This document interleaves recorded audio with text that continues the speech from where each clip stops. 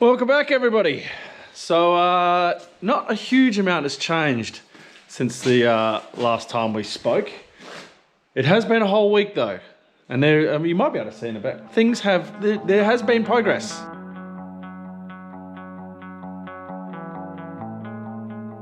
So in the last video, we were here sorting out our retic trench. Got that all sorted, and then I had to go to Perth. So I went to Perth to go and pick up a curtain-sided truck, and then to go and pick up all our plants. And I also got a pallet of mulch as well while I was up there.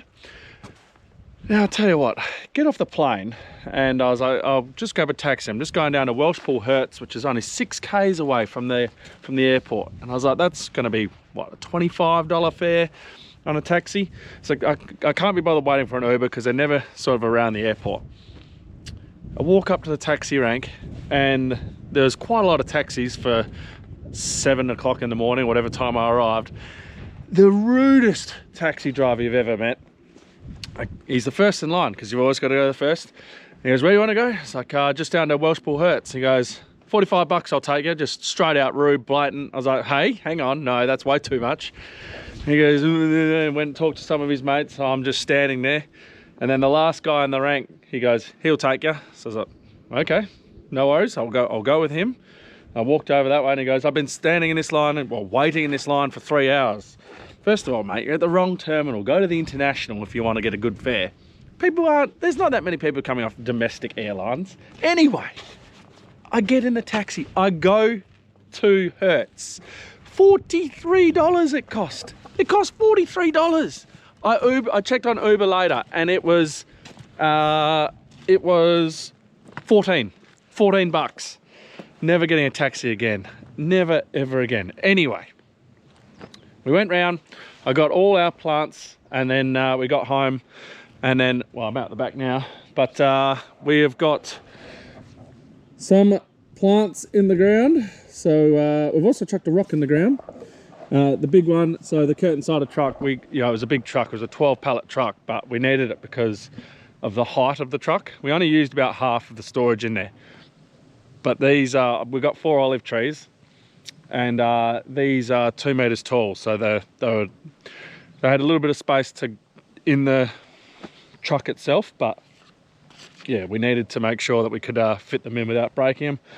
So we got down here all good. So you can see the lawn around here. That's the green line here is all the lawn. That's where the lawn's going. Now we did have a few comments asking why no lawn, or why not, lawn out the front like a typical classic farm or Australian home. Now the reason is that we're going for more of a contemporary native garden, and that's just due to water. We've seen it when we were living at Rhiannon, when we had the droughts and the dry years, when we're carting water. It's just an absolute pain. Grass uses so much water to stay alive, and yeah, so we decided to go for the native side of things, and less grass because of that. So that's why you're not seeing a huge amount of grass around. But we'll go around the front and I'll show you what's happened out there as I'm walking past it. Before I get too far, this is the retic at the moment as it stands. Obviously nothing's going anywhere because I don't have the right fittings, because you can see I've cut it out down there. So I've cut them down because I want it to go down and then out. I didn't want to cut a hole in the side of my box there. So that's done. I've got the all the cords wired up to the box inside, so it's going through a nice hose till it gets to there, just to protect it from the elements. I've just used a 7-wire trailer plug, essentially, is all I've used, and then I've plugged that into the box that's in there. So it's all nice and neat, ready to go. That's actually the job today, is to get that sorted. Out the front, nothing's changed except for we have got the plants in the ground. We've got the olive trees in the ground. We've actually got a couple more rocks out here as well, as you'll see. We've got a fire pit over there. So yeah, that's what's happened out here. So we just got to planting. It's all starting to look really good.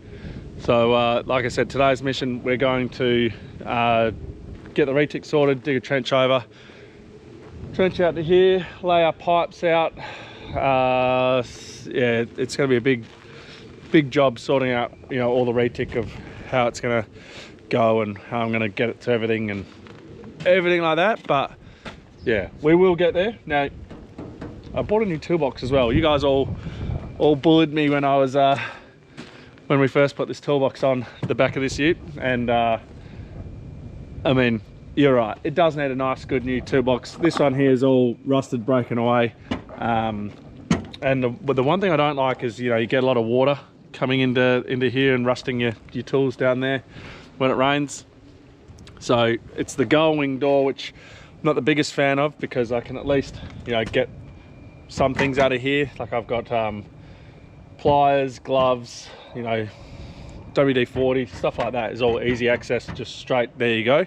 Whereas now I'm gonna have to take the tailgate down. I haven't talked to Norweld yet about getting a small side put on, but I'm not sure if that'll work, because that there is the closest mounting place, unless we were to buy it. Well, unless they'll give me another one and I'll just put another one there, because right about there is where the toolbox would finish. So I'm still investigating that. I haven't heard back from them on that one, and I'm hoping I can, so then I've just got it open and ready to roll. But yeah, anyway, Henry is back from holidays today, so he will be here to give us a hand, and we'll crack into doing all this.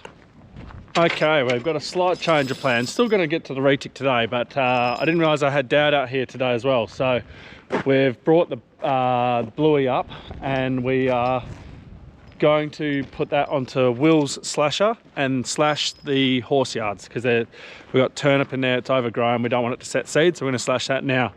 So I'm going to get Dad doing that.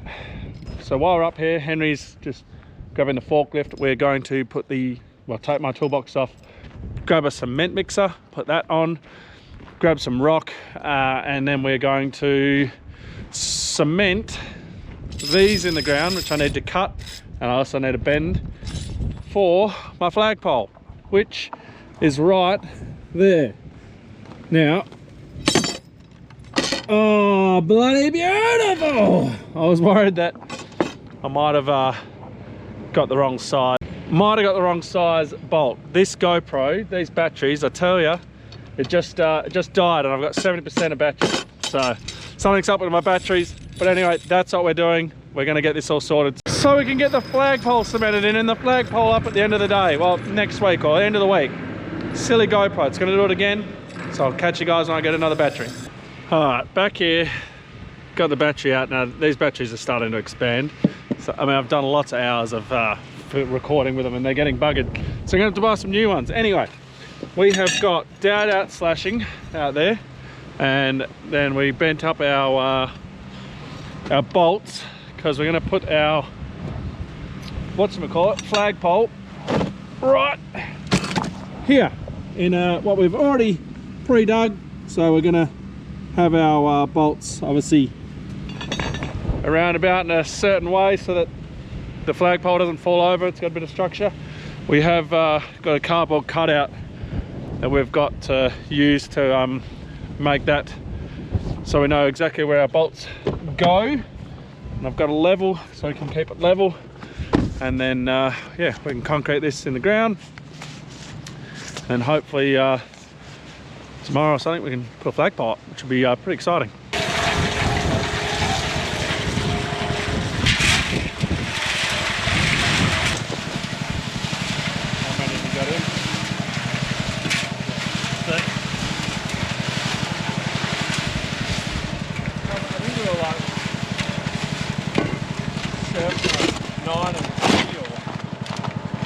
Sorry? I think it was like 9 and 3. Yeah. It changes every time.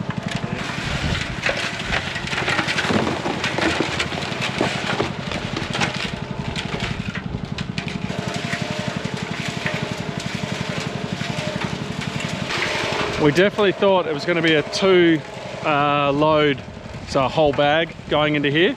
That's why you didn't see, but we're going to go with the big rock from around the corner, chucked it in there just to bulk it up. To the point now that we're only going to need 1 load, because look, we're full. Now what we're thinking is, instead of doing another bag and having nowhere else for the rest of the concrete to go, we're is we'll just go at this. Yes, we're not at ground level, but we'll have the what's it called, the bloody flagpole submerged, and then what that means is that we'll be burying the bolts. We'll just use the rock, but it'll look nice. It'll just look like the pole's coming straight out the ground. We won't have the big base and anything like that on there. So now Henry and I got to work at getting this thing going, well, getting this thing in here and level and set and ready for a flagpole. It's in, it's concreted.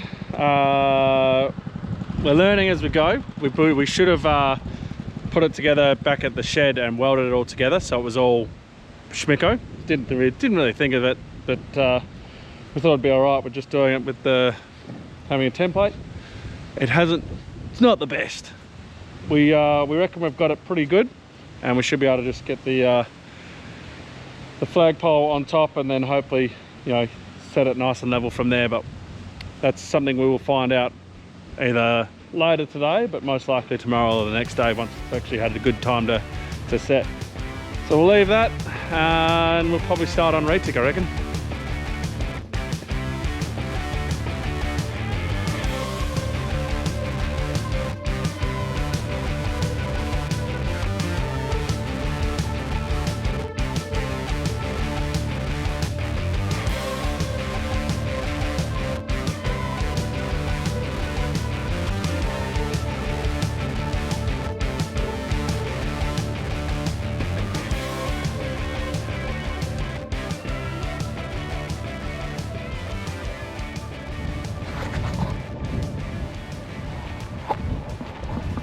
We're getting there with our trenches. Henry's digging the trench. It's going all the way to the lily pillies now. I'm just plumbing everything together.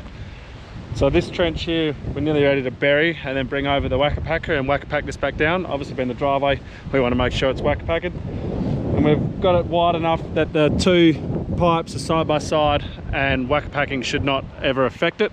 So yeah, hopefully, fingers crossed it doesn't.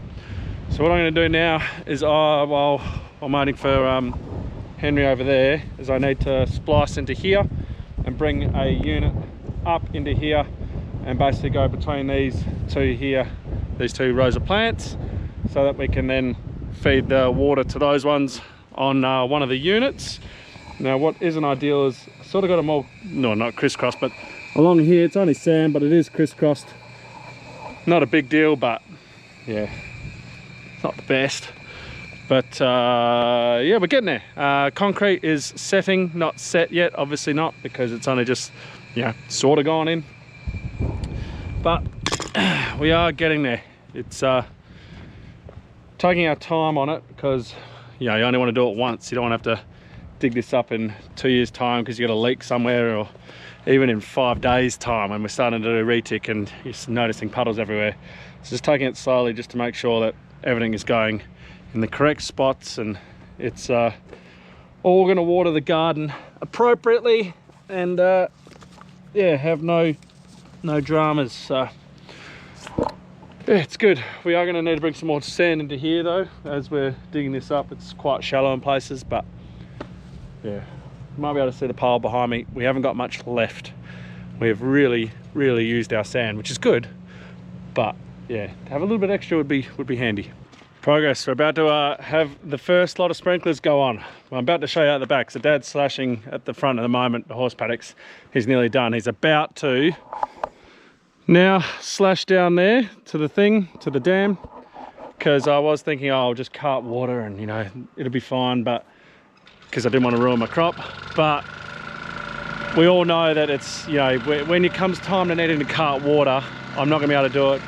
I'll probably get about 4 cycles at a guess, 4 or 5 cycles doing my whole everything, the lawn, once we get it out of that one tank. So, you know, maybe 2 weeks I'll get, depending on how often I have it. Plus when it gets into summer, it'll be on nearly every day.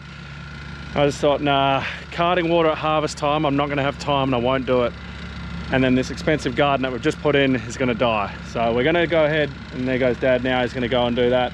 Anyway, we're gonna, you can probably hear Henry's just started up the whacker packer. He's just finished filling in the trench on the driveway there, so he's gonna do that. We'll go over and we'll turn this retic on and go and look at our our lily pillies and see how we went with the retick there. Once that's done and sorted, we can then put the mulch on, which is going to be the white stone, the limestone. So we'll get to and do that.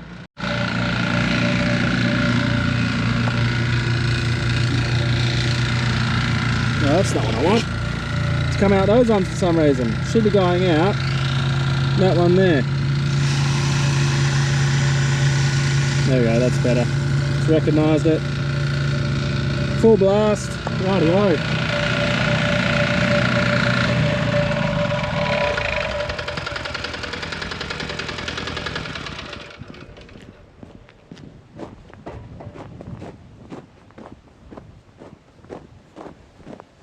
And there we have it. And this is Rhiannon doesn't want these sprinklers on these things. She on everything out here. We've got drippers. We're going to do drippers out there because of this reason right here. See how it's all just fluffing up and going everywhere? Mainly because our pump is quite powerful. We've got a 90 litre a minute pump, so it's going to try and push as much water as it can through. Now I've left it with these good sprinklers on these ones because you want a lot of water to feed a hedge. Now the drippers are only 2 litres an hour, so it's not enough to do these, whereas these will be, I think these are anywhere from 2 to 50 litres an hour, so they're probably at the max of 50 litres an hour. So what we'll do is every single one is working. Turn that one, there we go. Every single one is working. So I can now cover that with limestone, and then we'll be able to go again, and that should hopefully not block them up, and then the limestone will contain the mist, and it should just direct it and dribble all sort of like this. So you cover it over with limestone, it's all gonna basically do that. You end up with a nice puddle that'll feed the lily pillies, which would be ideal. But believe it or not, it's smoker time, so we're gonna go and have smoker. Henry's out the back watering all those plants by hand. We have now finished all this, so we're just going to go along. We're going to let it go for about 10 minutes, I reckon, and just make sure that it's working. Obviously my concern with these sprinklers that I've put in is the fines here. All this fine dirt here is going to go in and block that sprinkler head. Now chances are, let's just say it's probably about a 60% chance it's going to block them. So that's why I just want to run it now, see what it looks like, see what happens, and then I mean, I can always just change it. It's the joy of this stuff. I can just pull the limestone back and just change it, and we should be all good. But I mean, I can hear that they're working, and I'm just going to keep monitoring it. I'm going to have this on for 10 minutes because these lily pillies haven't been watered in a while, so just going to make sure that they're going to get watered. I'll probably fire up the fire unit and wash all the rest. Give the others a drink, and yeah, look, I reckon that'll be it, guys. We're gonna probably start out the back tomorrow with the whole garden bed situation, so we'll see how we go with that. It can be quite adventurous. Hopefully we're putting a flagpole up tomorrow as well, so fingers crossed that all goes well. So thank you very much for watching. Don't forget to like, subscribe and share. I'll catch you in the next one.